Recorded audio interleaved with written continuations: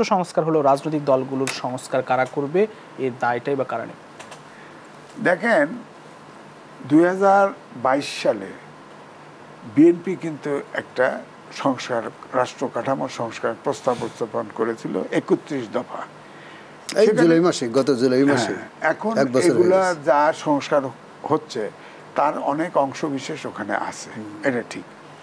কিন্তু সংস্কার যেসব জায়গা দরকার, আমার কথা হচ্ছে যে আপনি গাড়িটা চালাবেন, ড্রাইভার যদি ঠিক না হয় গাড়ি সঠিক পথে চলবে না। আমার বক্তব্য ওই জায়গায় যে কেউ, এটা আমি লিখেছি, তো লেখার পরেই আমার সম্পর্কে ধারণা করে আমি কোনো ভাট্টি করি না। হ্যাঁ, আমি মনে করি এই দেশের যে সংবিধান এখন আছে, যেটা এর তো কারেকশন অবশ্যম্ভাবী দরকার। কারণ হচ্ছে যে এখানে অনেকগুলো, এই সংবিধান স্বৈরাচার তৈরি করে। তারপরে শেখ হাসিনা 3 বার ক্ষমতায় থাকার পরে সে ফ্যাসিস্ট হয়ে গেছে। তো রাজনৈতিক দলগুলোই তো রাষ্ট্র চালাবে, তারা ক্ষমতায় যাবে।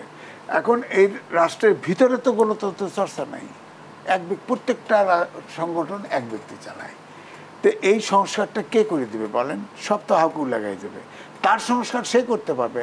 একটা জিনিস করা যেতে পারে, এই যে সংস্কার পদ্ধতিতে, এটা কিন্তু এজেন্ডা রাখে নেই। সংস্কার 6 দফা দিয়েছে, তার ভিতরে শুধু প্রধান অ্যাডভাইজার বলছেন যে গণমাধ্যম সংস্কারের লোক হয়তো পায় নাই, ওইটা দেয় নাই, ওটাও কিন্তু বিবেচনায় আছে।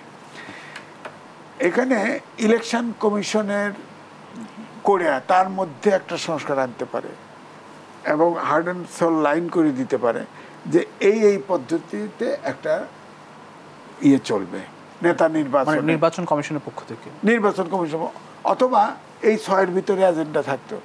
আমার ধারণা রাজনীতিবিদরা মানবে না, কারণ আমাদের দেশে ডাইনেস্টি সিস্টেম রাজনীতিতে।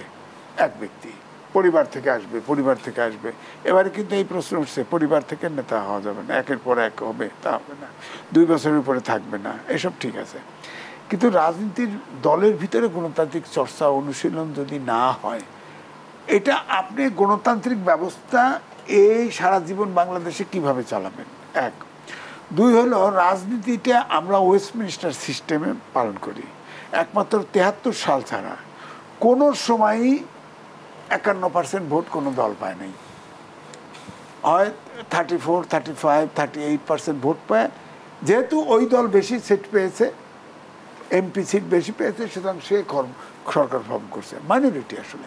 কিন্তু যখনই সরকারে বসলো, সে তার সকল ক্ষমতা, বিরোধী দল ধারে না, উইনার্স টেকস অল। সুতরাং এখানে একটা প্রশ্ন কিন্তু আলোচনায় এসছে, আনুপাতিক হারে নির্বাচন, অর্থাৎ প্রত্যেকটা দল প্রতীক নিয়ে নির্বাচনে যাবে এবং সেই নির্বাচনে যে যত পার্সেন্ট ভোট পাবে অত পার্সেন্ট পার্লামেন্টে সিট পাবে। তাহলে সবসময় একটা কোয়ালিশন গভর্নমেন্টের নেচারে হবে, তাহলে কিন্তু সেখানে ব্যালেন্স হবে। 2, আমাদের এই সংবিধানে আছে মৌলিক অধিকারের সাথে সাংঘর্ষিক যে কোনো আইন আপনি বাতিল হবে।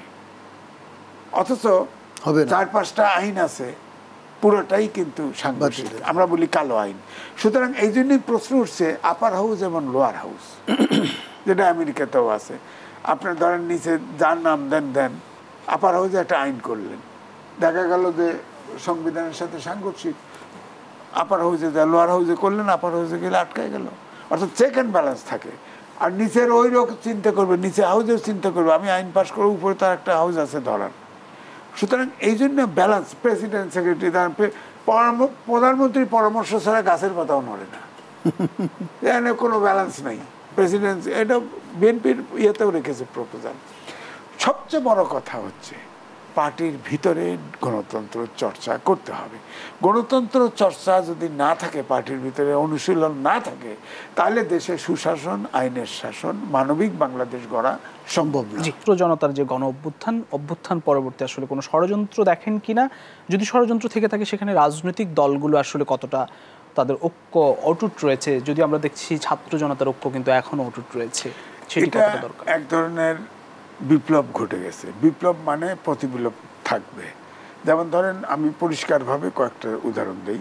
ধরেন 15ই আগস্টে 32 নম্বরে যে ফুল দেওয়া, সেখানে সাবেক প্রধানমন্ত্রী শেখ হাসিনা টেলিফোন করে করে বলছে তোমরা ওখানে এক জায়গা হও এবং গণঅভ্যুত্থান ঘটাও, ছাত্ররা ওটা রুখে দিয়েছে। প্রতিবিপ্লব। তারপরে আপনার আগের চিফ জাস্টিস তিনি বিচারপতিদের ডাকছিল যে একটা রায় দিবে, অর্থাৎ বিচার বিভাগীয় কু বলা হয়, সেখানেও ছাত্ররা রুখে দিছে।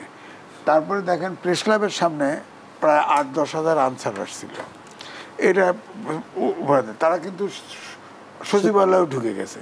তো আনসারদেরকে আমিই জিজ্ঞেস করছি যে ভাই আপনারা এই যে এত লোক আসছেন হোটেলে থাকেন কিভাবে, কে টাকা দেয়, কথা বলে না।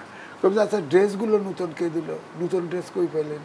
আমি তো আনসার রেখেছি, 11 জন আনসার, আমার আনসার আমি তো ছিল, হ্যাঁ আমি একটা সমবায় আনছিলাম। তো তারা বললো আমরা বানাইছি।